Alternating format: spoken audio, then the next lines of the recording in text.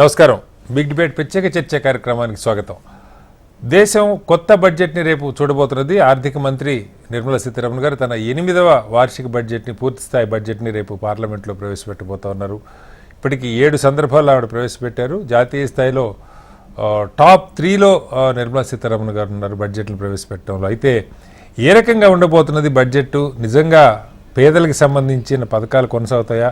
ప్రధాని ఈరోజు economic survey ముందు మీడియాతో మాట్లాడుతూ పేదలు మహిళలకు సంబంధించి మహాలక్ష్మి కరుణించాలని చెప్పి ఒక వ్యాఖ్య చేశారు. దాంతోపాటుగా ఆర్థిక సర్వే నివేదిక కూడా ఈరోజు రిలీజ్ అయింది. దానిలో ఆర్థిక వృద్ధి రేటు కేవలం 6.4 వరకే ఉండే అవకాశం ఉందని చెప్పి చెప్తా ఉన్నారు. 6ని మించి ఇప్పటికైతే 6 ఉంది, ఇంకొంత పెరగొచ్చని.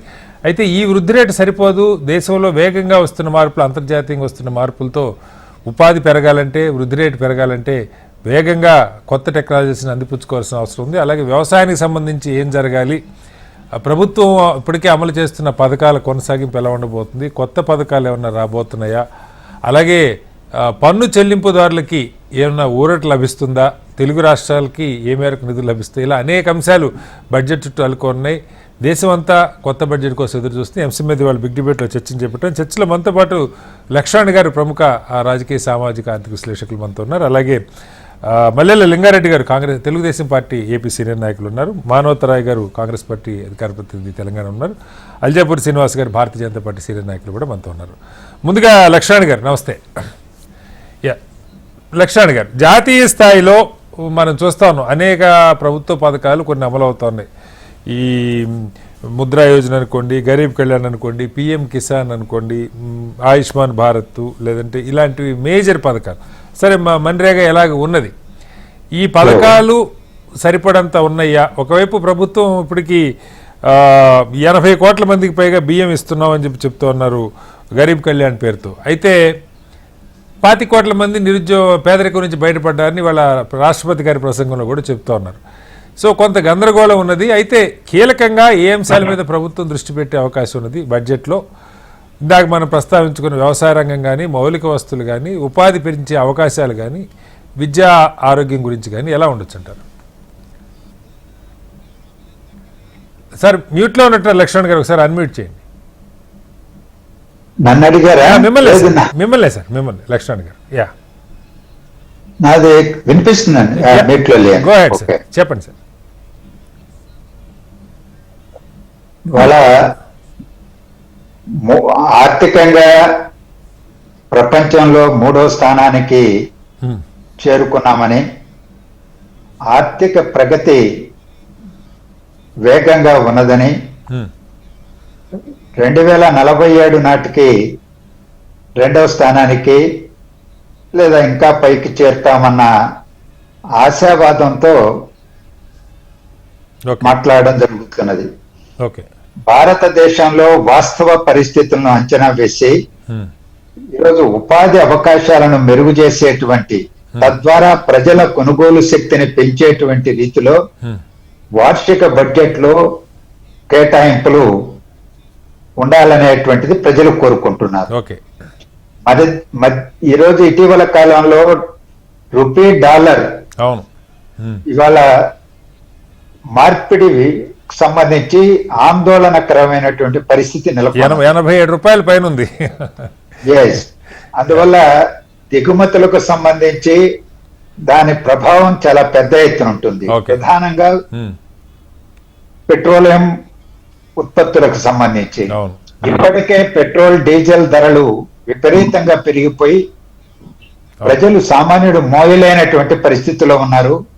నిత్యావసర వస్తువుల యొక్క ధరలు పెరిగిపోయినాయి. ద్రవ్యోల్బణం పైకి పెరిగిపోతున్నది. ప్రజల కొనుగోలు శక్తి పడిపోతున్నది. దాన్ని ఏ విధంగా నియంత్రిస్తారు అనేటువంటిది బడ్జెట్ లో మనం గమనించాలి. రెండవది, మధ్యతరగతి ప్రజానికానికి సంబంధించి పెద్ద ఎత్తున యువత ఇవాళ ఆందోళన చెందుతున్నారు. ఆదాయ పన్నుకు సంబంధించిన స్లాబ్స్, వాళ్ళు సంపాదించే ఆదాయంలో అత్యధిక భాగం పన్నులకే వెళతా ఉంది. అది డైరెక్ట్ ట్యాక్సెస్ అయినటువంటి ఆదాయ పన్ను కావచ్చు, లేదా ఇండైరెక్ట్ ట్యాక్సెస్ గా ఉన్న జిఎస్టి రూపంలో ఏ చిన్నది కొన్నా ఇవాళ ట్యాక్స్ కట్టుకోవాల్సినటువంటి పని.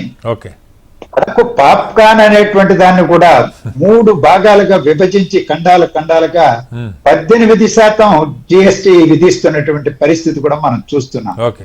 దాన్ని కేంద్ర ఆర్థిక మంత్రి బహిరంగంగానే సమర్థించుకున్నారు. ఓకే.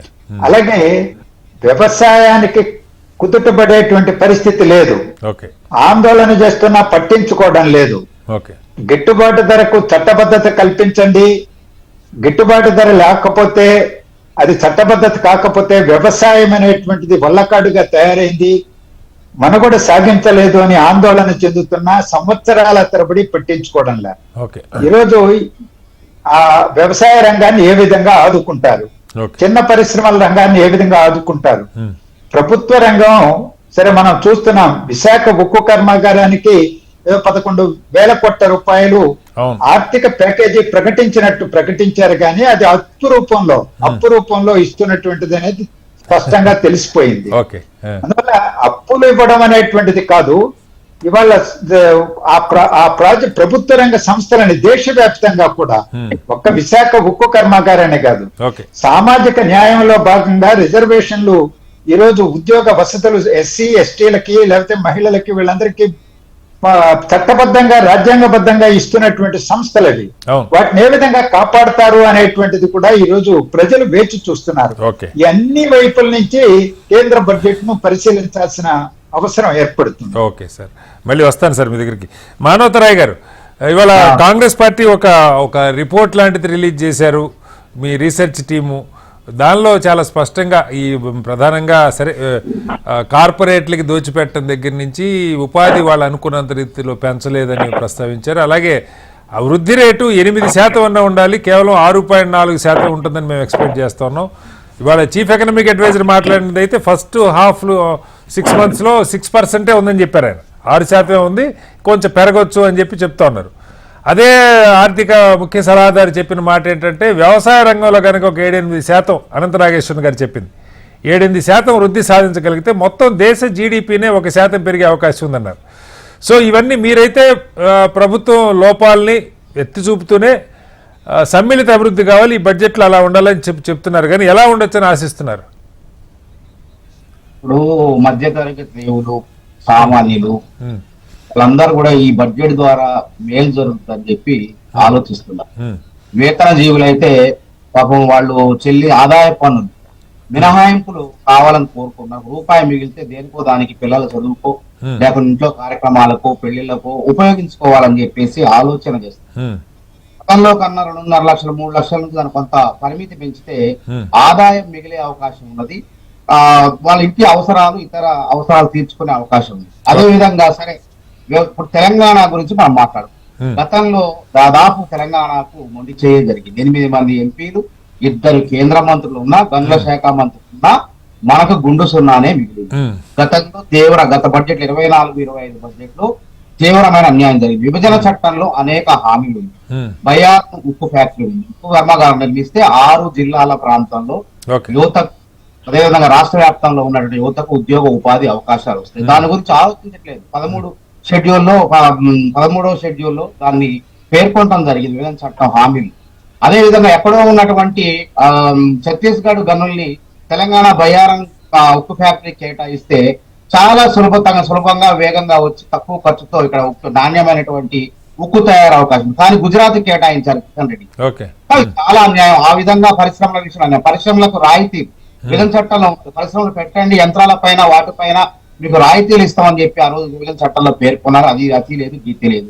గిరిజన విశ్వవిద్యాలయానికి ఏదో మొత్తానికి చట్టం చేశారు, పార్లమెంట్ లో ఆమోదించారు, కానీ 900 కోట్లు నిధులు కేటాయించారు. అది ఎక్కడ కాగితాల మీద ఉన్నది.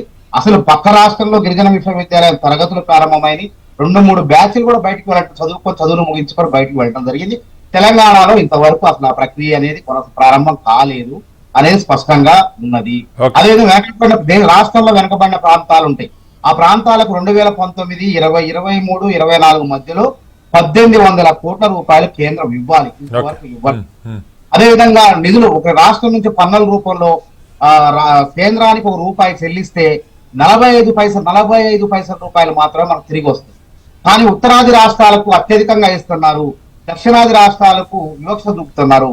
ఇది తీవ్రమైనటువంటి అన్యాయం కొనసాగుతుంది. రైల్వే బడ్జెట్ లో కానివ్వండి, రైల్వే నిధుల కేటాయింపులో కూడా గుండు సున్నానే పోయినసారి. Okay. చాలా మంది ఆశపడ్డారు తెలంగాణకు ఏం జరుగుతుందో ఇంతమంది ఎంపీలు వచ్చారు, కొత్తగా 2 కేంద్ర మంత్రులు ఉన్నారు, మాకు నిధులు పట్టుకొస్తారు అని చెప్పి. అదే విధంగా వరంగల్ హైదరాబాద్ కారిడార్, పారిశ్రామిక కారిడార్ ని అభివృద్ధి చేస్తారని చెప్పి అసలు దాని ఊసే లేదు గత బడ్జెట్. అదేవిధంగా ఈసారన్న ఆ వరంగల్ హైదరాబాద్ పారిశ్రామిక కారిడార్ కి ఏమైనా నిధులు కేటాయిస్తారా అనేది కూడా వేచి చూస్తున్నారు ప్రజలందరూ కూడా. అదే విధంగా నాగపూర్ హైదరాబాద్ శరవేగంగా అభివృద్ధి చెందుతుంది, పారిశ్రామిక వాళ్ళు వాటిని అభివృద్ధి చేస్తారని చెప్పి విభజన చట్టంలో ఉంది. మొత్తంగా తెలంగాణ అంశాల మీద అయితే రాష్ట్ర ప్రభుత్వం చాలా చాలా హోప్స్ పెట్టుకున్నది. అయితే ఒక వ్యవసాయ రంగం కూడా చాలా కీలకమైంది. ఇలా ఎందుకు పడిపోయింది? జాతీయ వృద్ధి రేటు, జాతీయ స్థూలోత్పత్తిలో జాతీయ వృద్ధి రేటు ఎందుకు 6% వచ్చింది? గతంలో 7.3% అనుకుని దాన్ని మొత్తానికి పాతాళానికి పడేసినట్టు అయింది. అంటే వ్యవసాయ రంగానికి నిధులు కూడా తగ్గించారు. 23-24 బడ్జెట్ లో 1,44,214 కోట్లు ఉంటే 1,40,533 కోట్లు కేటాయించారు. ఒక పక్క ఢిల్లీలో రైతులు ఆమరణ దీక్ష చేస్తున్నారు, కొంత ఒక రైతు తావు బతుకుల మధ్య ఉన్నాడు ఆమరణ దీక్షలు. వీటన్నిటి కూడా పట్టించుకోవాలి. నిధులు వ్యవసాయ రంగానికి, విద్యా రంగానికి ఈ బడ్జెట్ లో అయినా ఆశించినంతగా రావాలి. కేంద్రం సంబంధించిన విశ్వవిద్యాలయాలు కానీ, ఐఐటీలు కానీ ప్రాంతాల్లో వాటికి నిధులు అత్యధికంగా కేటాయించాలని చెప్పి కాంగ్రెస్ పార్టీ మళ్ళీ వస్తాను సార్ మీ దగ్గరికి. లింగారెడ్డి గారు మీరు కూడా చెప్పండి. ఏపీకి సంబంధించి ఇప్పుడే లక్ష్మణ్ గారు చెప్పారు, అటు విశాఖ ఉక్కుకి ఇచ్చింది అప్పే, అమరావతికి ఇచ్చింది అప్పే, 15,000 కోట్లు అప్పే, ఈ 11,000 కోట్లు అప్పే. సరే ఏకంగా ముఖ్యమంత్రి గారు అయితే అప్పో ఏదో ఒకటి అది మొత్తం కేంద్రందే కదా, మనకే సంబంధం ఇస్తున్నారు కదా అన్నట్టుగా ముఖ్యమంత్రి గారు కూడా మాట్లాడారు. కానీ మిగతా అంశాలు ఇప్పుడు పోలవరానికి సంబంధించి ఈ రిహాబిలిటేషన్ R&R ప్యాకేజీకి సంబంధించి ఉన్న ఈ బడ్జెట్లో ఎక్స్పెక్ట్ చేస్తున్నారా? మొత్తం జాతీయ స్థాయి అంశాలతో పాటుగా రాష్ట్రానికి స్పెసిఫిక్గా ఉత్తరాంధ్ర రాయలసీమకు సంబంధించి బుందేలకడ తరహా ప్యాకేజ్ ఒకటి పెండింగ్లో ఉన్నది. లేకపోతే సరే పన్ను రాయితీలు పరిశ్రమలకు ప్రత్యేక హోదా ఇవ్వకపోయినా కొంతమేరకన్నా పన్ను రాయితీలు అదనంగా ఇచ్చే అవకాశం ఏమన్నా ఉందా? ఇతర గుంటూరు విజయవాడకి సంబంధించి అప్పుడు ఇచ్చిన 1000 కోట్లు తప్ప డ్రైనేజీకి వేరే ఏమీ లేదు ఈ 10 ఏళ్లలో. ఏంటి ఏం ఆశిస్తున్నారు? ముఖ్యమంత్రి గారు చాలా సందర్భాల్లో కలిశారు, ఏంటి డిమాండ్స్ ఏంటి ఏపీకి సంబంధించి? లింగారెడ్డి గారు. లక్ష్మణ్ గారికి, రాయ్ గారికి అందరు కూడా నమస్కారం. ముఖ్యంగా రాష్ట్రాలు కానీ దేశం కానీ రాష్ట్ర కేంద్ర ప్రభుత్వాలు ఆలోచన చేస్తుంది ఏంటంటే ఈ ఓట్ల రాజకీయాల కోసము ఎక్కువ సంక్షేమ పథకాలు ఎక్కువ ప్రకటించడం జరుగుతుంది. దీనికోసం అప్పులు తేవాల్సినటువంటి పరిస్థితి తప్పడం లేదు. అంటే ఇది నేను చెప్పేది జనరల్ గా చెప్తున్నాను.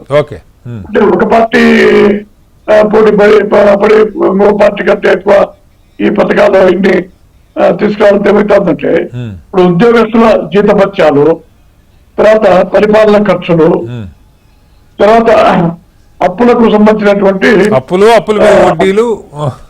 వడ్డీలు ఇన్స్టాల్మెంట్స్ ఇవి 40% ఇదే పోతున్నాయి. ఇప్పుడు 2 లక్షల కోట్ల బడ్జెట్ అనుకోండి, 1,00,000 కోట్ల పైన దానికే పోతా ఉంది. చివరికి గత ప్రభుత్వం ఏం చేసింది? అప్పులు తీర్చేదానికి, వడ్డీలు కట్టేదానికి ఇంకో చోట అప్పు, ఆ అప్పులు తీర్చేదానికి ఇంకో చోట అప్పు. అసలు మొత్తము ఎన్ని సక్రమైన మార్గాలు, ఎన్ని దొంగ మార్గాలు ఉన్నాయో అన్ని మార్గాల ద్వారా అప్పులు తెచ్చి చివరికి అప్పు తెచ్చుకునేటువంటి పరిస్థితి కూడా ఈ రోజు కలగలేదు. అంటే దేనివల్ల అంటే ఇది జాతీయ స్థాయిలో ఒక పాలసీ కావాల్సినటువంటి అవసరం ఉంది. అది ఓకే సార్, అది ఓకే. ఇప్పుడు బడ్జెట్ పెడుతున్నారు కదా, ఏపీకి సంబంధించి ఎక్స్పెక్ట్ చేస్తున్నారు? అదే బడ్జెట్ చెప్తున్నా. ఇప్పుడు ఉత్పాదక వ్యయము, అనుత్పాదక వ్యయము, productivity expenditure, non productivity expenditure. Productivity expenditure ఇప్పుడు ఏమవుతుందంటే 20%, 30% కూడా ఉండదు. నాన్ ప్రొడక్టివిటీ ఎక్స్పెండిచర్ ఏమో 70% అడిపోతా ఉంది. ఇది ప్రొడక్టివిటీ అంటే ప్రాజెక్టులు, నీటిపారుదల ప్రాజెక్టు కానీ, లేకపోతే మౌలిక సదుపాయాల ప్రాజెక్టులు కానీ ఇవన్నీ ఉంటాయి. దానివల్ల పెట్టుబడి పెడితే దానికి రిటర్న్స్ వస్తాయి. ఉదాహరణకు మన ఇరిగేషన్ ప్రాజెక్టులు, గండికోట అవన్నీ రాకముందు పులివెందుల భూమి 1,00,000, 2 లక్షలు ఉంటాయి, ఈ రోజు 10 లక్షలు పోతా ఉంది. అంటే ప్రాపర్టీ విలువ పెరిగింది. నీళ్లు పారడం వల్ల వ్యవసాయ ఉత్పత్తులు పెరిగినాయి, దానివల్ల ట్యాక్స్లు వస్తాయి, దానివల్ల మన ఎక్స్పోర్ట్ ఇంపోర్ట్ డ్యూటీలు వస్తాయి, ఇది విదేశీ భారతదేశం వస్తుంది.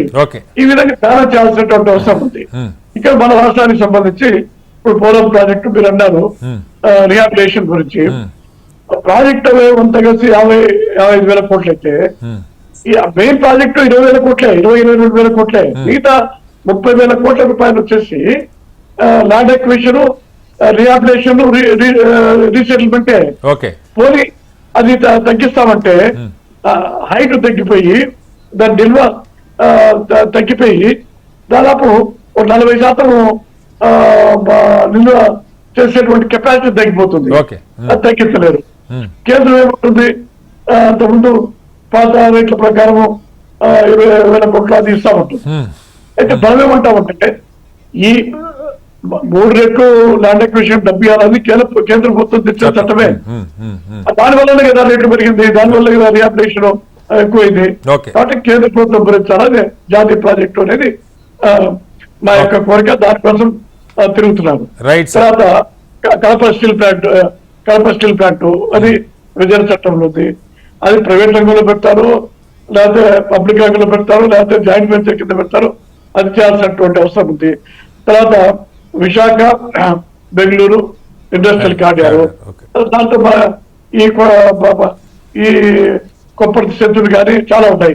అందులో రాజశేఖర రెడ్డి గారు కొన్ని వేల ఎకరాలు వాల్పిక్ అని దానికి ఇచ్చినారు, ఏదైతే సముద్రం తీరప్పటి ఇచ్చినాడు. దానికి కూడా కేంద్ర ప్రభుత్వం సాయం చేయాలా. తర్వాత రాజధానికి డబ్బులు ఇవ్వాలా. ఈ పోర్టులు ఉన్నాయా చూడండి, రామాయణపేట కానీ మిగతా పోర్టులకు డబ్బులు ఇవ్వాలా.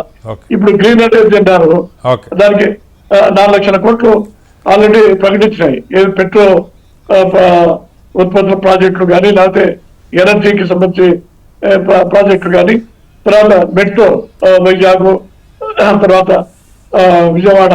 రైట్ సార్, ఇవన్నీ బడ్జెట్ లో ఉంటాయని ఆశిస్తున్నారా లింగారెడ్డి గారు? ప్రశ్న అది. ఇవన్నీ బడ్జెట్ లో మీరు చాలా లిస్టు చెప్పారు, వీటిలో ఏ మేరకు ఒత్తిడి చేస్తున్నారు, ఏ మేరకు సాధించగలుగుతారు నమ్మకం ఉంది? మళ్ళీ వస్తాను మీ దగ్గరికి లింగారెడ్డి గారు.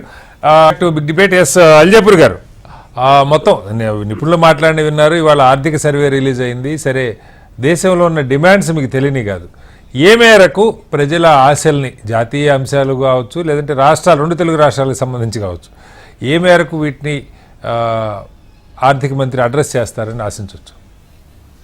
ఫస్ట్ మీకు ప్యానల్ కో మెంబర్స్ కి, ప్రజలకు అందరికి కూడా, వీక్షకులు నమస్కారం అండి. ఇప్పుడు భారతదేశానికి కాంగ్రెస్ పార్టీ సుమారు 53-54 సంవత్సరాలు పాలించింది. మనకందరికి కూడా తెలుసు, చాలా సందర్భాల్లో మనం మాట్లాడుకున్నాం, దేశ ఆర్థిక పరిస్థితి బాగాలేదు, పేదరికం పోవట్లేదు, పేదరికం కారణంగా దేశ డెవలప్మెంట్ ప్రపంచంలో మరి పోటీ పడే పరిస్థితి లేదు అని చెప్తూనే మాట్లాడుతూనే పాలించే వాళ్ళు ఆ పాలనలో కొత్తదనం, పాలనలో నిజాయితీ, పాలనలో డెవలప్మెంట్ విజన్ తోని పాలించని కారణంగా ఇవాళ ఇంకా కూడా మనం మాట్లాడతాం. మన కళ్ళ ముందు కనబడతా ఉన్నది శ్రీనివాస్ గారు.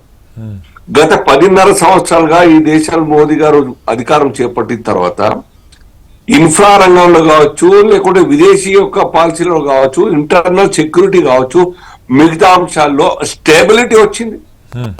గౌరవం పెరగడం ఒక దిక్కైతే, ఈ దేశంలో పనికి కావచ్చు, పని తగ్గట్టు వ్యాపారం కావచ్చు, వ్యాపారంలో ఎకనామికల్ గా స్ట్రెంగ్తెన్ కావడం కావచ్చు, స్టెబిలిటీ వచ్చింది. చాలా ఇంపార్టెంట్ అది. దాని కారణంగా ఇప్పుడిప్పుడు అంటే వట్టిగా షోకేస్ లో పెట్టినట్టుగా అంకెల గారడి పెట్టేసి 8, 8.5, 9, 9.5 ఈ చూపడం కాదు. ఆ మధ్య కాలంలో రైల్వే మినిస్టర్ గా ఉన్నటువంటి లాలూ ప్రసాద్ యాదవ్ గారు ఎటువంటి బడ్జెట్ ప్రవేశపెట్టినారు, అసలు దాంట్లో కాలు పెడితే కానీ మనకు అర్థం కాలేదు. ఇలా తూతూ మంత్రంగా చూపడం చేసి పైన ఆ పెయింట్ చేసేసి అందంగా తయారు చేయడం కాదు బడ్జెట్ అంటే. సమూలంగా పరిపాలన రంగంలో చాలా చిత్తశుద్ధితో పనిచేస్తే తప్ప అక్కడ మార్పులు రావు. ఆ స్టెబిలైజ్ అయిన తర్వాత డెవలప్మెంట్ మొదలవుతాయి. ఇప్పుడు అది జరుగుతున్నది. సో అందరికి ఆశలు పెరుగుతాయి సహజంగా. మహారాష్ట్రం డెవలప్ కావాలి, మహారాష్ట్రానికి ఇంత నిధులు కావాలి, కానీ ధరలు పెరగద్దు, ట్యాక్సులు పెరగద్దు, విదేశాలతో పోటీ పడలేకపోతున్నాం. ఎట్లా పోటీ పడతాం? జస్ట్ రోడ్ క్రాస్ అయితే అక్కడ విదేశాల్లో జస్ట్ జంప్ చేస్తే, సిగ్నల్ జంప్ చేస్తే 1000 రూపాయలు జుర్మానా ఉంటుంది. ఆ పరిస్థితులు ఇక్కడ తీసుకొస్తామంటే ధర్నాలు ఎవరు చేస్తున్నారు? ప్రజలు కాదు. ప్రజలకు నమ్మకం ఉన్నది, ఏం చేసినా మోడీ గారు బాగా చేస్తారని ప్రతిపక్షాలు. మరి మన రాష్ట్రంలో అధికార పార్టీ నాన్ బీజేపీ ఉన్నటువంటి ఒక ప్రభుత్వాలు అటువంటి ఒక ధైర్యం చేస్తున్నాయేమన్నా? ఉదాహరణకి ఈ యొక్క రాష్ట్రంలోని ఎక్సైజ్ బడ్జెట్ సుమారు 46-45 వేల కోట్ల రూపాయలు ఉంటది ప్రతి సంవత్సరం వస్తుంది. ఎప్పుడన్నా అధికారం రాకముందు ధర్నా చేసినట్టు ఇదే సర్కారు లోని నాయకులందరూ కూడా ఇప్పుడు మాట్లాడుతుంటారు. అంటే అట్లా సార్ మనం జాతీయ బడ్జెట్ కొద్దాం అల్జాపూర్ గారు. నా ప్రశ్నలు ఏంటంటే నా ప్రశ్న కాదు సార్, 3 ప్రశ్నలు అల్జాపూర్ గారు. ఎందుకంటే ఒకవైపు ద్రవ్యోల్బణం 4-5% మించట్లేదని మీరే చెప్తున్నారు. At the same time food inflation 40%కి చేరిందని ప్రజలు గగ్గోలు పెడతా ఉన్నారు. ఇవాళ మార్కెట్లో సార్ ఇప్పుడు మీరు రోడ్డు మీద చూడండి, రైతుకేమో ఇవాళ 100 రూపాయలకి 10 కిలోల టమాటాలు రోడ్డు మీద ఆటోల్లో పోసి రోడ్లంతా తిరిగి అమ్ముకుంటున్న పరిస్థితి సార్. ఎక్కడ మన అగ్రి ప్రాసెసింగ్ లేకపోతే ఎక్కడ వాల్యూ ఎడిషను, వ్యవసాయ రంగం అభివృద్ధి చెందమంటే ఏ రకంగా ధర రావట్లేదని మొత్తుకుంటున్న పరిస్థితి కదా. మీకు నేను మిగతా పంటల్లోకి వెళ్ళట్లా, ఇవాళ కనపడుతున్న ఎగ్జాంపుల్ చెబుతున్నా. మౌలిక వస్తువుల కల్పన, బుల్లెట్ ట్రైనా, లేకపోతే ఇప్పటికీ మీరు బ్రిటిష్ వాళ్ళు ఉన్నప్పుడు 10-12 వేల కిలోమీటర్ల రైల్వే లైన్ ఉంటే 32 వేల కిలోమీటర్ రైల్వే లైన్ ఉంటే ఈ 70 ఏళ్లలో ఒక 15-20 వేల కిలోమీటర్లు కూడా పెరగలేదనేది వాస్తవం, మీరున్నా వాళ్ళున్నా. సో మౌలిక వస్తువుల మీద కానీ లేదు, ఇప్పుడు నేను చెప్పిన ఫిగర్ ఆర్థిక వృద్ధి రేటు 6% ఉన్నది ప్రతిపక్షాలు చెప్తుంది కాదు, భారత ప్రభుత్వ ముఖ్య ఆర్థిక సలహాదారు అనంత నాగేశ్వర్ గారు ఇవాళ చెప్పినటువంటి ఫిగర్స్ సార్. సో ఉపాధి పెరగాలంటే వైపు వేగంగా టెక్నాలజీ మారిపోతుంది, జాతీయ స్థాయిలో అంతర్జాతీయ స్థాయిలో ఏఈ, జనరేటెడ్ ఏఈ రకరకాలు వస్తూ ఉన్నాయి, కొత్త చాట్ జీపీటీ లాంటివి వస్తూ ఉన్నాయి. ఆ టెక్నాలజీని యువతకు అందించగలుగుతున్నారా? భారత్ అంటే యూత్ అని మనమే చెప్పుకుంటా ఉన్నాం. ఆ యూత్ టెక్నికల్లీ అవకాశాలు అందిపుచ్చుకోవడానికి సిద్ధంగా ఉంటే సరైన శిక్షణ లేదంటా ఉన్నారు.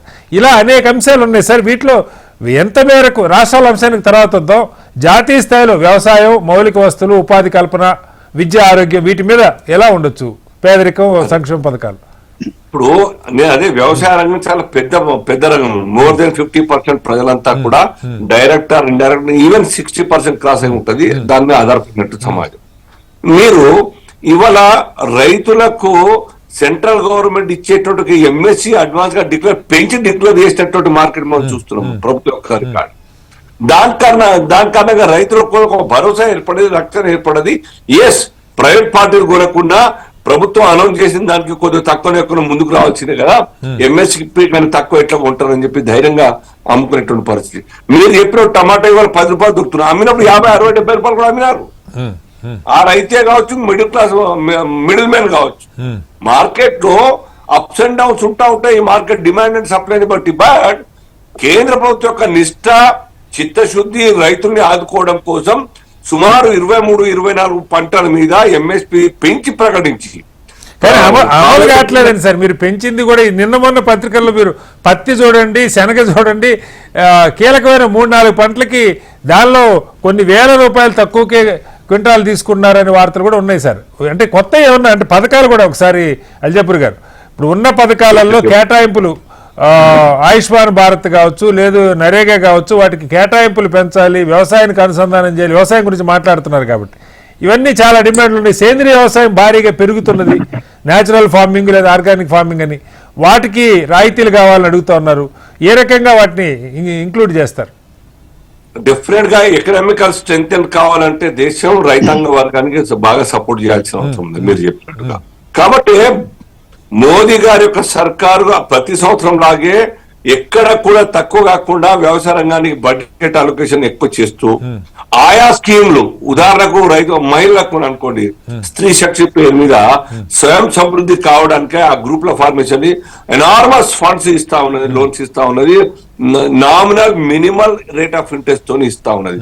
అలాగే దేశంలో పేదరిక నిర్మూలన కోసం మీరు చూస్తున్న మామూలు మాట కాదండి, 3 కోట్ల ఇల్లు ఈ సర్కార్ గత 10 సంవత్సరాల్లో కట్టి దానం చేయడం. కొన్ని రాష్ట్ర ప్రభుత్వం తక్కువ బడ్జెట్ తో నామినల్ గా ఏపీలో జగన్ గారి సర్కారు చాలా చిన్న మొత్తంలోనే కట్టినారు. చాలా కంప్లైంట్స్ కూడా ఉన్నాయి, దాని మీద కూడా ఎంక్వైరీ జరుగుతుంది.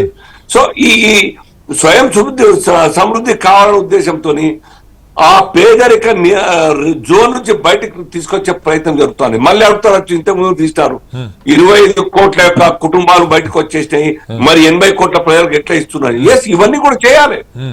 రాష్ట్ర ప్రభుత్వాలు రేషన్ కార్డు కట్ చేయాల్సింది, పాతోళ్లకు పేదోళ్ళకి ఇవ్వాల్సిన బాధ్యత ఎవరిది? Selection process state government. ఆ బాధ్యత రాష్ట్ర ప్రభుత్వం తీసుకొని ఆ డేటా మొత్తం కేంద్ర ప్రభుత్వానికి ఇవ్వాల్సిన అవసరం ఉంది. మా అంచనా 25 కోట్ల కుటుంబాలు బయటకు వచ్చినాయని చెప్పేసి కొందరు అంటారు మరి తగ్గలేందుకు అని చెప్పి 80 కోట్ల నుంచి.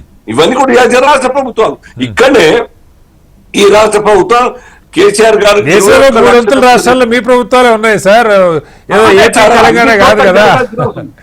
డిఫరెంట్ గా జరగాల్సిన అవసరం ఉన్నది, స్ట్రీమ్ లైన్ చేయాల్సిన అవసరం ఉన్నది, వాస్తవ ఫిగర్ ముందుకు రావాల్సిన అవసరం ఉన్నది.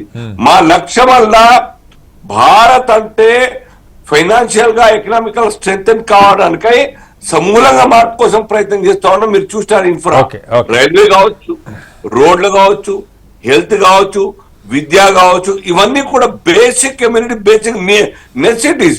వీటి మీద ఫోకస్ పెట్టి వ్యవసాయంతో పాటు ఈ ప్రభుత్వం పనిచేస్తా ఉన్నది. మీరు మనం అనుకున్నట్టు ఓవర్ రేట్ అన్ని కూడా దేశంలో సింగపూర్ డెవలప్ కానికి 30 సంవత్సరాలు పట్టించాలి, 28 సంవత్సరాలు. ఆ దేశ అధ్యక్షుడు కంటిన్యూస్ గా ఆ ప్రైమ్ మినిస్టర్ ఉండి ఆ దేశాన్ని ట్యాక్సులు పెంచి ఇన్కమ్ ట్యాక్స్ వసూలు చేసి డెవలప్మెంట్ చేసేటువంటి లక్ష్యంగా పనిచేసింది కాబట్టి ఇప్పుడు ఈ ప్రధాని కూడా 15 ఏళ్ళు కంటిన్యూగా ఉంటున్నట్టు అల్జాపూర్ గారు. ఇప్పుడు మొదలైన సార్ కనబడుతుందా? ఇప్పుడు కాంగ్రెస్ వాళ్ళు వద్దన్నా కాదన్నా ఈ బ్రేక్ అయిన తర్వాత కాంగ్రెస్ నాయకులు ఒప్పుకుంటారు బాగా డెవలప్ అవుతుందని. అయితే అల్జాపూర్ గారు సార్ ఒక సెకండ్, మనకి రాష్ట్రాలకు సంబంధించిన పాయింట్లు కూడా వచ్చినాయి. అటు లింగారెడ్డి గారు మానవతరాయ్ గారు ఇద్దరు మాట్లాడారు. ఏపీకి సంబంధించి నిజంగా విభజన తర్వాత భారీగా నష్టపోయిన రాష్ట్రంగా ఉంది, మీరు ఆదుకుంటామని హామీలు ఇచ్చారు, ఇస్తున్నవన్నీ అప్పులు ఇస్తున్నారని లక్ష్మీనారాయణ గారు లాంటి నిజంగా విశ్లేషకులు చెప్తున్నారు. లింగారెడ్డి గారు ఒప్పుకోకపోవచ్చు, కానీ అటు రాజధానికి ఇచ్చినా లేకపోతే విశాఖ ఉక్కుకి ఇచ్చినా అప్పే. పోలవరం సంగతి ఆయన ఇందాక చెప్పారు, ఎత్తు తగ్గించుకోమన్నా లేకపోతే పాత రేట్ల ప్రకారం ఇస్తామంటే ఏ రకంగా ముందుకెళ్తుంది. ప్యాకేజీలకు సంబంధించి కూడా అనేక అంశాలు వాళ్ళు రైజ్ చేశారు. తెలంగాణకు సంబంధించి బయ్యారం కానీ లేకపోతే ఇతర వరంగల్ ఈ రైల్వే ఇది కానీ వీటి గురించి ఏం చెప్పారు? ఇప్పుడు బయ్యారం అయితే అవుట్ ఆఫ్ క్వశ్చన్ కదా సార్. ఆ మెటీరియల్ లో క్వాలిటీ లేదనే విషయం ఎక్స్పర్ట్ కమిటీ రిపోర్ట్ పార్లమెంట్ పెట్టిన తర్వాత మళ్ళీ అదే విషయం ఆ యొక్క రీఆర్గనైజేషన్ యాక్ట్ లో ఉన్నది కాబట్టి పెట్టారని చెప్పడంలో ఆర్గ్యుమెంట్ చేయడంలో అర్థం లేదు. ఎందుకంటే బాధ్యతాయుతమైనటువంటి రాష్ట్ర సర్కారు ఆ రిపోర్టు స్టడీ చేయమని చెప్తా ఉన్నా నేను. వన్స్ అది అయిపోయిన తర్వాత దాని మీద తీయదు. రైల్వే ఉన్నది, డెఫినెట్ గా దాన్ని అప్గ్రేడ్ చేసాం ప్రాజెక్ట్ ని. ఆల్మోస్ట్ కోచ్ ఫ్యాక్టరీ గాని తయారు చేస్తాం. ఆ యొక్క ప్రాజెక్ట్ వర్క్ చాలా అయిపోయింది. మనం చూస్తా ఉన్నాం ఇంకా ఎక్కడైనా ఉంటే కొత్త ప్రాజెక్టులు ఏపీకి ఎట్లయితే అవకాశాలు ఉన్నాయో పోర్ట్లు కావచ్చు, ఇంకేమైనా కావచ్చు, తెలంగాణకు అటువంటి అవకాశాలు గురించి కూడా ఆయన చెప్పారు. ఛత్తీస్గఢ్ లో నాణ్యమైన ఐరన్ ఓర్ దొరుకుతుంది, అది తెలంగాణకి ఇవ్వకుండా గుజరాత్కి ఇచ్చారని. పక్కనే ఉంటది ఖమ్మంకి మనకి ఛత్తీస్గఢ్ సార్. తెలంగాణలో కూడా పరిశోధనలు జరిగినాయి. ఇక్కడ నాణ్యమైన ఉప్పు ఉన్నది, దీన్ని ఏర్పాటు చేయాలని అప్పుడు యూపీఏ ప్రభుత్వం విభజన చట్టంలో పెట్టింది. అన్ని పరీక్షల తర్వాత వీళ్ళు కావాలని గుజరాత్ కు పరిశ్రమ పంపించడం కోసం. అల్జాపూర్ గారు చెప్పండి, మానవతరాయ్ గారు మళ్ళీ ఇస్తా మీకు. అల్జాపూర్ గారు అదే హౌస్ లో ఆ క్వాలిటీ లేదన్న రిపోర్ట్ ఇచ్చినారు. ఇది ఇప్పుడు కాదు, 5 ఏళ్ల కింద 6 ఏళ్ల కింద సార్, కొత్త కాదు ఇది.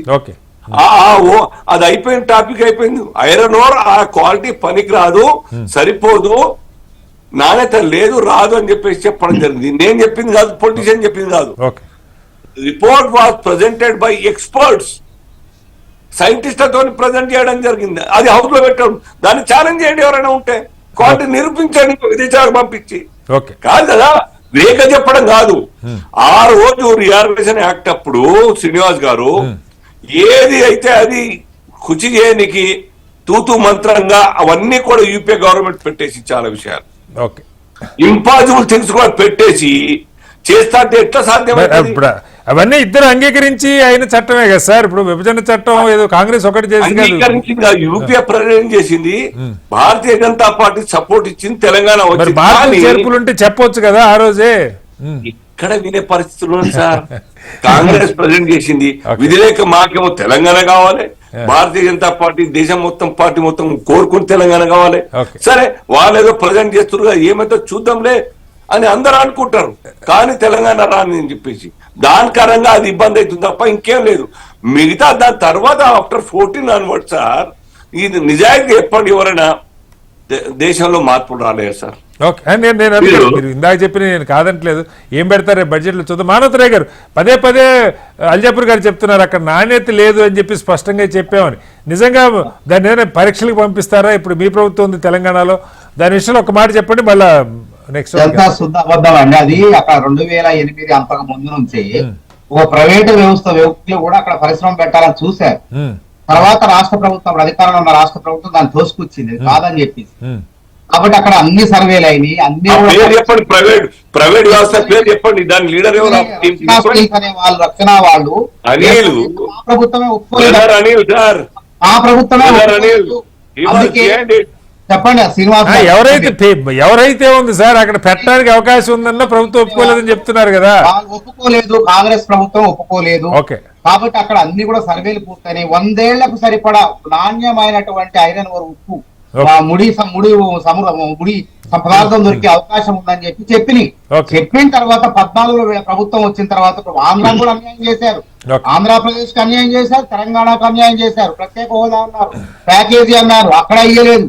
తిరుపతి ప్రసాదం లెక్క మన ప్రభుత్వం ఏర్పడినప్పుడు ప్రమాణ స్వీకారానికి వచ్చి ఇంకేంది హామీలు ఇచ్చారు, వాళ్ళని మోసం చేశారు, మమ్మల్ని మోసం చేశారు. ఎంత ఏ ప్రాజెక్టు కూడా పాలమూరు రంగారెడ్డి ప్రాజెక్టు జాతీయ హోదా ఇవ్వని మా ముఖ్యమంత్రి గారు ప్రధానమంత్రి గారికి వినతి పత్రం ఇచ్చారు రేవంత్ రెడ్డి గారు.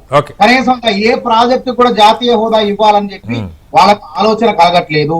కాజీపేట రైల్వే కోచ్ ఫ్యాక్టరీ పైన కూడా అనేక పోరాటాలు చేయంగా విభజన చట్టంలో పెట్టంగా దాని పరువు పోద్దని చెప్పి నష్ట నివారణ కోసం ఏదో ఇప్పుడు ప్రకటన చేశారు. దాన్ని కూడా ఎంతవరకు అది నిధులు ఈ బడ్జెట్ లో కేటాయిస్తారా లేదా కాగితాలకే పరిమితమా అని చెప్పేసి తెలంగాణ ప్రజలు చూస్తున్నారు. కాబట్టి గతంలో ఇప్పటికైనా ఈ బడ్జెట్ లో బయ్యారం ఉక్కు ఫ్యాక్టరీకి నిర్మాణానికి కేంద్ర ప్రభుత్వం వెంటనే శంకుస్థాపన, ఇక మంత్రి గారు ఇక్కడే ఉన్నారు కాబట్టి శంకుస్థాపన చేసే విధంగా బడ్జెట్ లో దగ్గర కేటాయించారు. మళ్ళీ వస్తాను మానవతరావు గారు, మళ్ళీ ఇస్తాను మీకు. లక్ష్మణ్ గారు, ఏపీకి సంబంధించి సరే ఇప్పుడు ఇచ్చిన ఈ అప్పులు ఇవ్వాల్సిన ఇంకా చాలా ఉన్నాయి. మొత్తంగా అంటే ఏపీకి ఏమి ఎక్స్పెక్ట్ చేయొచ్చు సీరియస్గా? అంటే సరే ఆశలు చాలా ఉండొచ్చు కానీ వాస్తవంగా వాళ్ళు ఇవ్వగలిగినవి, తక్షణం చేయగలిగినవి ఒక 10 ఏళ్ళు గడిచిపోయింది. ఇప్పటికైనా ఏమన్నా కొన్న ముందు అందులో అలయన్స్ గవర్నమెంట్ ఉంది జాతీయ స్థాయిలో, అది చెప్పండి. అలాగే మౌలికమైన అంశాలు దేశానికి సంబంధించి యువత, నిరుద్యోగం, వీటికి ఎలాంటి విధానాలు, వ్యవసాయం కానీ వాటికి ఏం తీసుకురావచ్చు? కటారి గారు, ఆంధ్రప్రదేశ్ అంశానికి వస్తే అమరావతి రాజధాని నిర్మాణానికి 15,000 కోట్ల రూపాయలు ఆర్థిక వెసులుబాటు కల్పిస్తామని ప్రపంచ బ్యాంకు నుంచి అప్పు ఏర్పాటు చేసే ప్రక్రియలో ఉన్నారు. దాన్ని రాష్ట్ర ప్రభుత్వం చెల్లించే స్థితిలో లేదు. 10 లక్షల కోట్ల పైచులకు అప్పులో ఊపిలో కూరుకుపోయిందని అందరికీ తెలుసు. ఇవాళ కేంద్ర ప్రభుత్వంలో ఉన్న పెద్దలు కొంతమంది అది రాష్ట్ర ప్రభుత్వం చెల్లించాల్సిన అవసరం ఉండదు, కేంద్ర ప్రభుత్వమే భరిస్తుంది, విదేశీ రుణాలు చెల్లించే బాధ్యత తీసుకుంటుంది అని చెబుతున్నారు. ఆ మాటే రేపు వార్షిక బడ్జెట్ లో ప్రస్తావన చేసి క్లారిఫై చేస్తే ఆంధ్రప్రదేశ్ ప్రజానీకం ఊరట చెందుతారు. రెండవది, పోలవరం ప్రాజెక్టు బహుళార్థ సాధక ప్రాజెక్టు, జాతీయ ప్రాజెక్టు, దానికి 12,000 కోట్ల రూపాయలు ఇస్తామని చెప్పారు. మొదటి 2 విడతలు కూడా కొంత విడుదల చేశారు, మంచిదే. ఇవాళ రాష్ట్రపతి గారు కూడా ప్రసంగంలో దాన్ని పూర్తి చేసే బాధ్యత మాదే అని చెప్పి పునరుద్ఘాటించారు. నేననేది ఏంటంటే, ఇటీవల కాలంలో కేంద్ర మంత్రివర్గం చేసిన నిర్ణయం మేరకు ఆంధ్రప్రదేశ్ ప్రభుత్వానికి తెలియజేసిన ఉత్తరంలో 41.15 మీటర్ల ఎత్తుతో పూర్తి చేయండి అని ఆదేశించడం జరిగింది. 45.72 మీటర్ల ఎత్తుతో నిర్మిస్తారు, కానీ నీటిని నిలబెట్టమంటారు. నీటిని నిలబెట్టకపోతే ప్రయోజనం ఏంటి? అంటే పునరావాసం చెల్లించాల్సిన వస్తుంది కాబట్టి దాన్ని ఎగ్గొట్టడానికి ఆలోచిస్తున్నారా? 55% మంది గిరిజనులు భూములు కోల్పోయింది, నిరాశ్రితులైతులైనది. వాళ్ళను గోదావరిలో ముంచే ఆలోచన ఏమైనా ఉన్నదా? స్పష్టత ఇవ్వాలి బడ్జెట్ ప్రవేశపెట్టినప్పుడు. ఇక మూడవది రైల్వే జోను. ఇవాళ రిబ్బన్ కట్టి శంకుస్థాపన చేసిపోయారు ఆ మధ్య వచ్చి ప్రధానమంత్రి గారు, కానీ 10 ఏళ్లు గడిచిపోయింది. ఈరోజు డివిజనల్ ఆఫీస్ అక్కడ ఉన్నది. ఆ డివిజనల్ ఆఫీసులో మొదట ప్రారంభించచ్చు కదా రెవెన్యూ రైల్వే దీన్ని జోన్ ని. దానికి డబ్బులు కేటాయిస్తారా లేదా రేపు చూడాలి. ఎందుకంటే డిపిఆర్ఏ ఇంకా ఆమోదం పొందలేదంట. డిపిఆర్ ఆమోదం పొందకుండా ఇంతకాలం జాప్యం చేయడం ఎవరి బాధ్యత అది? రేపు బడ్జెట్ లో దాని ప్రస్తావన తీసుకొస్తారా లేదా చూడాలి. రైల్వే బడ్జెట్ లో రైల్వే చాలా అంశాలు ఉన్నాయి. ఒకటి శ్రీనివాస్ గారు రామాయపట్నాన్ని గురించి గతంలో చెప్పేవాళ్ళు జగన్మోహన్ రెడ్డి గారు అధికారంలో ఉన్నప్పుడు వాళ్ళ మైనర్ పోర్ట్ గా ప్రతిపాదించారు. కేంద్ర ప్రభుత్వం నిర్మించేది మేజర్ పోర్టులే అని. ఇప్పుడు కూటమి ప్రభుత్వమే రాష్ట్రంలో కేంద్రంలో ఉన్నది. అది మైనర్ ప్రాజెక్ట్ కాదు, మేజర్ పోర్ట్ గానే నిర్మిస్తామని ఎందుకు చెప్పలేరు? రేపు చెబుతారా లేదా అని ప్రజలు ఎదురు చూడడంలో తప్పు లేదు కదా. లింగారెడ్డి గారు ప్రస్తావన చేశారు కడప ఉక్కు ఫ్యాక్టరీకి సంబంధించి. బయ్యారంలో నాణ్యత లేనటువంటి ముడిసరుకు దొరుకుతుంది అంటున్నారు. ఒకప్పుడు విశాఖ ఉక్కు కర్మాగారం కూడా ఆ పేరుతో వాళ్ళు తీసుకోవడానికి సిద్ధపడలా. కానీ ఇవాళ టెక్నాలజీ పెరిగింది, దాని నాణ్యత ప్రమాణాలు కొలబద్ద కాదు, మాకు అది ఇవ్వండి మేము ఉపయోగించుకుంటామని విశాఖ ఉక్కు కర్మాగారం వాళ్ళు అడిగారు. మరి దాన్ని ఏ విధంగా నాణ్యత లేదని కొట్టిపడేసి ఫ్యాక్టరీని విభజన చట్టంలో పెట్టినటువంటి దాన్ని రుణేకార భావంతో తిరస్కరిస్తారు. అలాగే కడప ఉక్కు ఫ్యాక్టరీ కూడా ఇవాళ కర్ణాటక ఆంధ్ర సరిహద్దుల్లో ముడి ఇనుము దొరుకుతున్నది కదా. గతంలో గాలి జనార్దన్ రెడ్డి పెట్టడానికి ముందుకొచ్చారు కదా.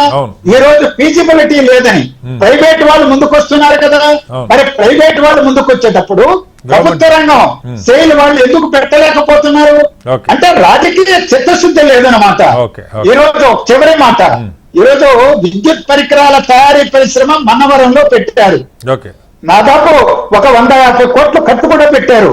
గత ప్రధానమంత్రి శంకుస్థాపన చేశాడు. ఈ రోజు 600-700 భూములు ఎకరాల భూములు ఉన్నాయి, వాటిని వాపస్ ఇవ్వమని అడుగుతున్నారంట. వాటిని వాపస్ ఇవ్వడం ఎందుకు? ఇవాళ సోలార్ ఎనర్జీకి మార్కెట్ ఉంది, పెట్టుబడులు వస్తున్నాయి. సోలార్ ప్యానెల్స్ తయారు చేసేటువంటి పరిశ్రమను అక్కడ పెట్టచ్చు కదా ప్రభుత్వ రంగంలోనే. అందువల్ల కేంద్ర ప్రభుత్వం ఇవాళ పునర్వ్యవస్థీకరణ చట్టంలో ఉన్నటువంటి అంశాలను పక్కన పెట్టి మిగిలిన అది చేస్తున్నాను ఇది చేస్తున్నానని కబుర్లు చెప్పి ఈ రోజు కాలయాపన చేయడం అనేటువంటిది న్యాయమా నేను అడుగుతున్నా. రైట్. లింగారెడ్డి గారు మీరు విన్నారు స్పష్టంగా. ఇప్పుడు కేంద్రం విశాఖ ఉక్కు వాళ్ళు బయ్యారంది మేము చేస్తామని అడిగినా లేదా కడపది అడిగినా టెక్నాలజీ పెరిగిన తర్వాత వాటిని కూడా చక్కగానే వాడుకోవచ్చు అని చెప్తున్నప్పుడు ఎందుకని మనకి కడప ఉక్కు ఫ్యాక్టరీ గురించి ఒక మాట లేదు ఇప్పటిదాకా? ప్రధాని మొన్న అక్కడ వైజాగ్ వచ్చినా అంతవరకే పరిమితమైంది ఆయన ప్రోగ్రాం. రాష్ట్ర ప్రభుత్వం గట్టిగా అడగగలుగుతున్నదా? రాష్ట్రానికి రావాల్సినవి తీసుకురావటంలో అప్పులు తెచ్చుకోవడానికి ఏదో ఊరక అడ్డం పెట్టి అప్పులు ఇస్తే రేపు పొద్దున మనమే కదా కట్టాలి. ఇది కాదు కదా. ఇప్పుడు పోలవరం పూర్తిగా జాతీయ ప్రాజెక్టు, విశాఖ ఉక్కు ఆంధ్రలో అని ప్రధాని కూడా నిందించేసి అప్పిచ్చేసి వెళ్ళారు. ఏ రకంగా మిగతా అంశాల గురించి కూడా ఏం చెప్తారు లింగారెడ్డి గారు? ఒకటి మా కడప స్టీల్ ప్లాంట్ ముఖ్యంగా 2 విషయాలు ఆలోచించాలి. ఒకటి విభజన చట్టంలో ఉంది, 2 వెనకబడిన ప్రాంతం కరువు ప్రాంతం కాబట్టి ఇక్కడ వేరే ఉపాధి అవకాశాలు మిగతా చోట్ల మాత్రం లేవు.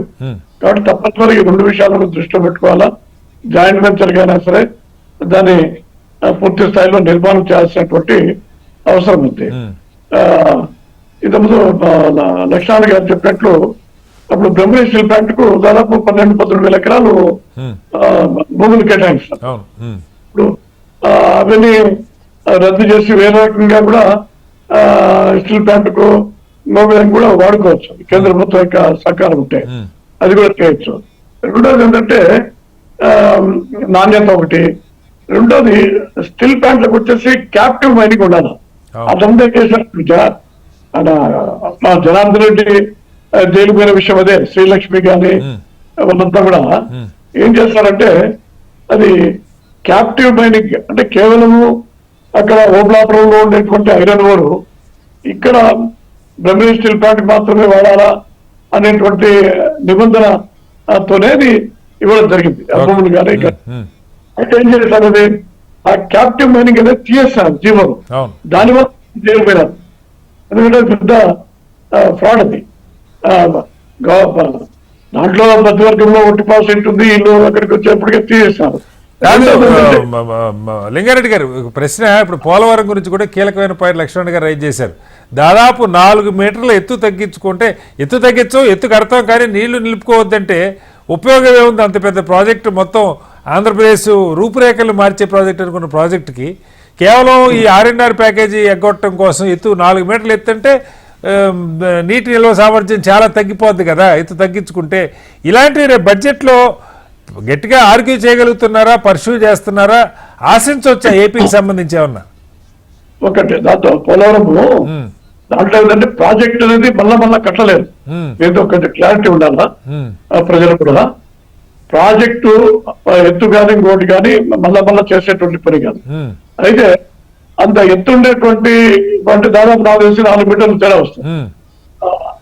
అంత ఎత్తుండేటువంటి ప్రాజెక్టు నీళ్లు పెట్టాలంటే మొత్తం చాలా మండలాలు, గ్రామాలు ఇదంతా 10 ఏళ్ల ముందే జరిగిన కసరత్తు కదా సార్. 7 మండలాలు తెలంగాణ మండలాలు కూడా ఇచ్చారు, ఇవన్నీ ముంపుకు గురవుతాయి అని ఇదంతా జరిగిపోయింది కదా. దాంట్లో ఒక చిన్న ప్రాక్టికల్ ప్రాబ్లం ఉంది. ప్రజలు ప్రాజెక్టు కట్టేస్తే ఏమవుతుందంటే వాళ్ళకు దఫాల వారిగా వాళ్ళకు పునరావాసం కల్పిస్తా ఉంది. కొంత పునరావాసం కల్పిస్తే ఆ పునరావాసం మేరకు నీటి నిల్వ ఎత్తులు పెంచుకుంటూ రావచ్చు అనమాట. కానీ ప్రాజెక్టు మన 2 దఫా 3 దఫా కట్టలేం కావచ్చు. సో ఇప్పుడు మనం అనుకున్న పోలవరం 10 ఏళ్ళు అయినా పూర్తి కాలేదు. ఇంకొక 10 ఏళ్ళకి 20 ఏళ్ళకి కూడా ఏదైతే అప్పుడు అనుకున్నామో ఆ ప్రాజెక్ట్ అయితే పూర్తి కాదు, కొద్దిగా చేసుకుంటూ రాజశేఖర రెడ్డి గారు చెప్పిపోయినారు, ఆయన ఇవ్వలేదు. మన డబ్బులు ఇచ్చారు కదా. ఈ మధ్యనే రైతుల అకౌంట్ లో కూడా చంద్రబాబు నాయుడు గారు డబ్బులు వేశారు. ఇంకొకటి ఇరిగేషన్ సంబంధించి పోలవరం టు బనకచెర్ల, ఇది చాలా ఇంపార్టెంట్ ప్రాజెక్ట్ ఇది. ఎందుకంటే ముఖ్యంగా రాయలసీమ ఉపయోగపడేది. ఇప్పుడు మనం పోలవరం గారు రాయలసీమ ప్రజల్ని మోసం చేయకండి.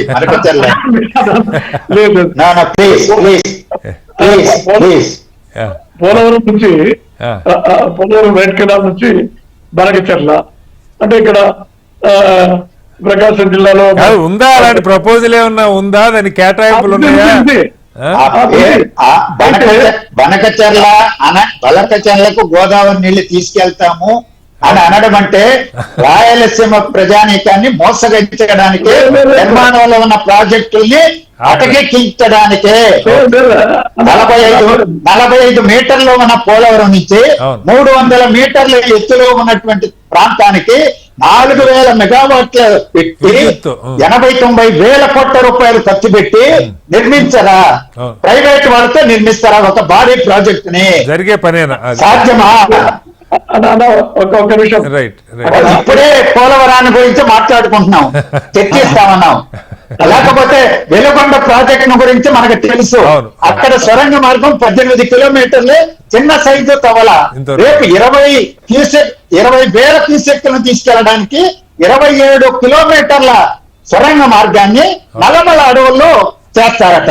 ఈ రోజు తెలంగాణ వాళ్ళని రెచ్చగొట్టి ఇటువంటి సెంటిమెంట్ రాజకీయాలు నడపడానికి ఉపయోగపడుతుంది తప్ప గతంలో రాయలసీమ ఎత్తిపోతల పథకం 80,000 క్యూసెక్కులను తరలిస్తానని చెప్పి ఆయన డ్రామాలు ఆడాడు. ఎందుకు ఇలాంటి డ్రామాలు అడుగుతున్నా నేను. అవకాశం అండి.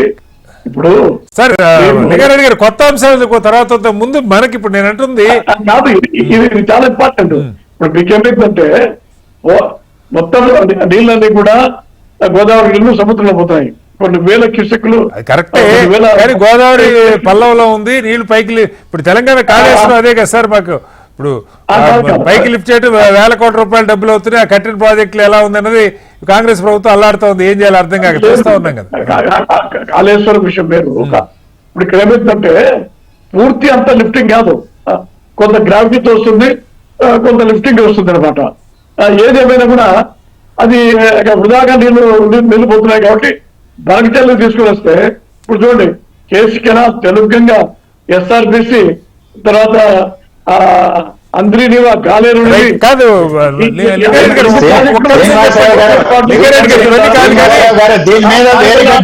వేరే డిబేట్ పెడతాం కానీ లింగారెడ్డి గారు ఒక్క పాయింట్ క్లియర్ గా, ఇప్పుడు రాజధానికి సంబంధించి మొన్న ప్రకటన చేసిన 15,000 కోట్లు, అది దానికి కేంద్రందే బాధ్యత విదేశాల నుంచి తీసుకున్న అప్పులు కాబట్టి దాన్ని కేంద్రమే చెల్లిస్తుంది అన్న మాట రేపు బడ్జెట్లో ఏమన్నా ఆ స్పష్టత వస్తుందా? స్పెసిఫిక్ గా ఒక క్వశ్చన్ లింగారెడ్డి గారు, మీరు ఏమైనా ఆశిస్తున్నారు అలాంటిది?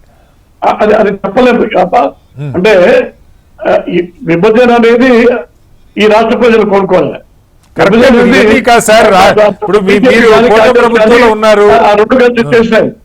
ఎప్పుడైతే కేంద్ర ప్రభుత్వ నిర్ణయం వల్ల కొత్త రాజధాని కట్టాల్సినటువంటి అవసరం ఏర్పడిందో ఆ రాజధానికి సంబంధించినటువంటి ఖర్చులు మిగతా కేంద్ర ప్రభుత్వానికి సంబంధించినటువంటి సంస్థలు కానీ అవన్నీ కూడా అన్ని ప్రాంతాల నుంచి కనెక్టివిటీ, రోడ్డు, రైళ్లు, ఎయిర్ కనెక్టివిటీ చేస్తున్నటువంటి అమరావతి సంబంధించి కూడా చాలా ప్రాజెక్టులు అడుగుతున్నారు, మీరు మెట్రో అడుగుతున్నారు, అది కేంద్ర ప్రభుత్వమే చేయాలా.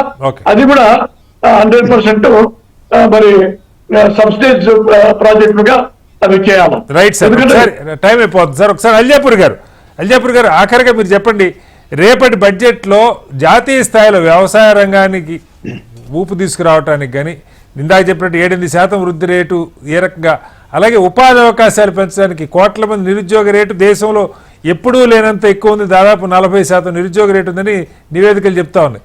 వీటిని కొత్త టెక్నాలజీని అందిపుచ్చుకోవటం కానీ నిరుద్యోగం, వ్యవసాయం, అలాగే తెలుగు రాష్ట్రాలకు సంబంధించి క్విక్గా ఇవి జరుగుతాయని మీ అంచనా? అల్జాపూర్ గారు మ్యూట్లో ఉన్నారు సార్, ఒకసారి అన్మ్యూట్ చేయండి. Okay, sorry sir. వాస్తవంగా దేశాభివృద్ధి, పేదరిక నిర్మూలన జరగాలంటే ఎవరైనా నిజాయితీ ఒక విషయం ఒప్పుకోవాలి సార్. బహుశా లక్ష్మణ్ గారు కూడా ఒప్పుకోవచ్చు.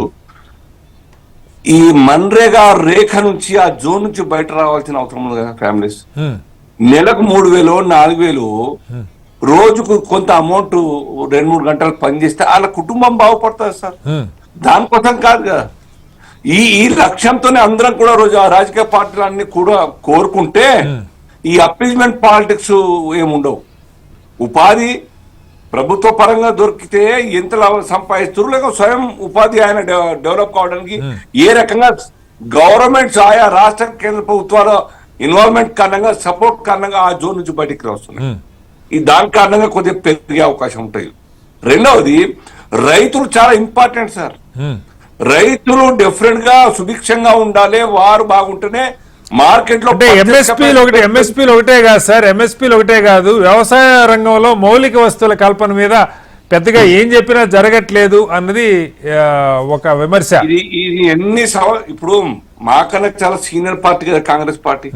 వాళ్ళ హయాంలో ఎందుకు మార్పులు జరగలే, వాళ్ళ హయాంలో ఎందుకు ఆత్మహత్యలు ఆగలే? కాబట్టి ఇవన్నీ కూడా ఆలోచించి మోదీ గారు ఒక మంచి ప్రస్తావన ముందుకు తీసుకొస్తే బీజేపీ పర్మనెంట్ 50 సంవత్సరాలు ఉంటే భయంతో ఆ చట్టాలు వెనక్కు తీసుకునే ప్రయత్నం చేస్తారు. అరే భయ్, మీకు అష్యూర్డ్ ఇన్కమ్ గ్యారంటీగా ఆ చట్టం ద్వారా రైతుకు రక్షణ దొరుకుతా ఉంటే, దాని ద్వారా ఆర్థికంగా ఎదిగేటువంటి అవకాశం దొరుకుతున్నప్పుడు ఈర్చతోని కక్షగట్టి ఆ ప్రభుత్వం, బీజేపీ ప్రభుత్వాన్ని కూడా ఆ చట్టాలు వెనక్కు తీసుకునేటువంటి ప్రయత్నం చేయడం దాని సక్సెస్ చూడమని డిఫరెంట్ సార్. ఒక్క 5 ఏళ్ళు కొత్త చట్టాల ద్వారా రైతుల కోసం ఈ దేశంలో అమలు జరిగి ఉంటే డెఫినెట్ గా ఈ దేశంలో రైతులు చాలా సుభిక్షంగా ఉండే అవకాశం ఉంటుంది. ఇది రోజువారీగా ఇబ్బందే. రోజు రక్షణ లేకుండా ఏ రాత్రికి ఏమైతో అని చెప్పి అవన్నీ ఆలోచించి మోదీ గారు ప్రస్తావించిన బిల్ తీసుకొస్తే ఇన్ని రకాల ఇబ్బందులు పెట్టారు సార్. మీరే వెనక్కి తీసుకున్నారు. సరే, నిరసన తెలుపుతారు, నిరసన తెలిపే వాళ్ళు తెలుపుతారు. మీరు తీసుకున్న నిర్ణయానికి మీరు కట్టుబడి ఉండాలి కదా. మీరు రాజకీయం కోసం వెనక్కి తీసుకున్నారంటే ఏం సమాధానం చెప్తారు? అదే డెఫినెట్ గా అందుకోసం సారి చెప్పినారు మోదీ గారు.